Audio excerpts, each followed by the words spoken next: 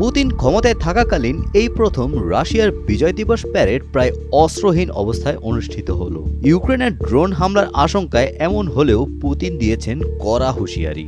সেই সাথে উত্তর কোরিয়ার সৈন্যরাও ছিল এবারের রাশিয়ার প্যারেডে।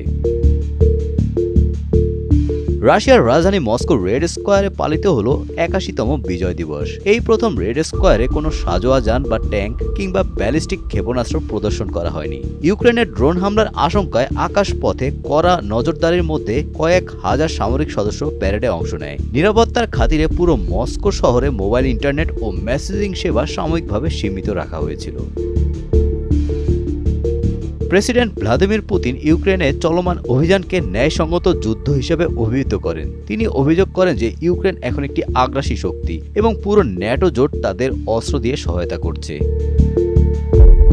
এবারের আয়োজনে ভিন্ন মাত্রা যোগ করেছে উত্তর কোরিয়ার সামরিক বাহিনীর একটি দলের অংশগ্রহণ, যা মস্কো ও পিয়ংইয়ং এর ক্রমবর্ধমান বন্ধুত্বকে স্পষ্ট করে তুলছে।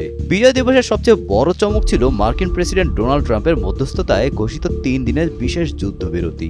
ইউক্রেন ও রাশিয়া দুই পক্ষই এই প্রস্তাবে রাজি হয়। সেই সাথে ১,০০০ যুদ্ধবন্দী ছেড়ে দেওয়ার কথা জানায় দুই পক্ষ। Golam Rabbani, Times today.